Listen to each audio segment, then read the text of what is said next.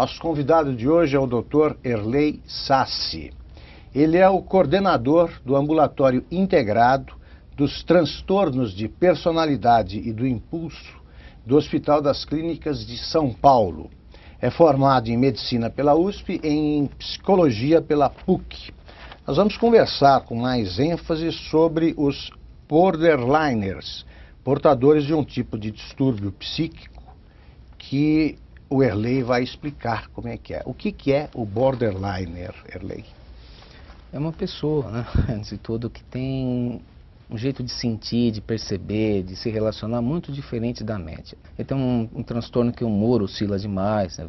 Isso, quais são os sintomas? Às vezes o paciente está bem, né? Uma palavra mal colocada de alguém da família traz para ele um transtorno de verdade. Assim, ele fica muito irritado. A expressão da raiva é uma expressão muito diferente da expressão que outras pessoas esperariam para um determinado estímulo. Tem uma sensação crônica de vazio, uma das coisas que eles mais reclamam.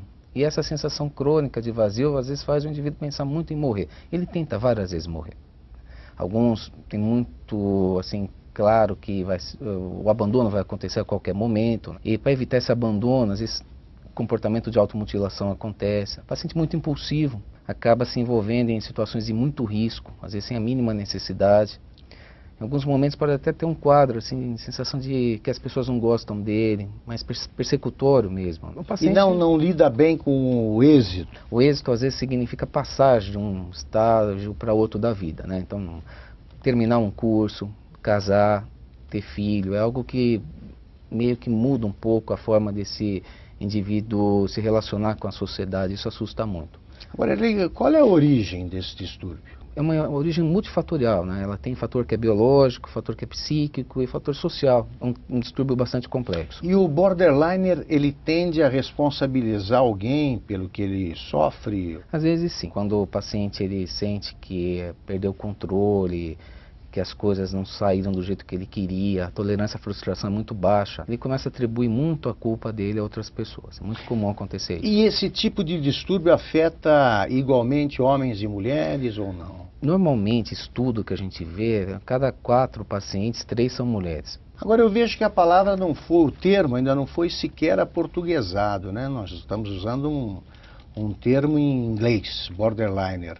É um distúrbio que foi detectado há pouco tempo? Desde a época do Freud, algumas pacientes do Freud... já é coisa antiga. 1900, algumas pacientes dessas assim que Freud tratou, possivelmente elas teriam um transtorno emocionalmente instável. Na década de 70 esse nome foi cunhado e foi lá fora. No Brasil o nome, vamos dizer assim, traduzido, limítrofe, podia gerar uma grande confusão. Limítrofe às vezes a gente chama pessoas que têm um nível de inteligência, vamos dizer assim, próximo do retardo mental. Esse paciente não tem nada a ver com a inteligência, às vezes são pacientes muito inteligentes, né? Então esse nome acaba sendo usado ainda para evitar confusão com retardo mental. A tendência hoje é usar o transtorno de personalidade emocionalmente instável.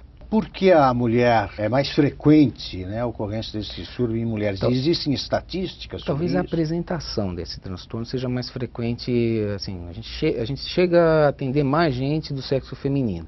O homem, vamos pensar, numa explosão de raiva, ele tem uma tendência a ser muito mais agressivo.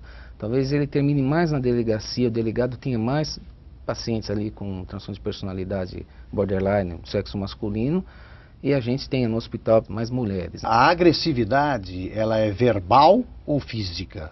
Pode ser os dois, inclusive a agressividade, ela é alguma coisa assim que pode ser voltada inclusive contra o próprio indivíduo. Nós vimos com o Dr. Erley Sassi o que é o borderliner.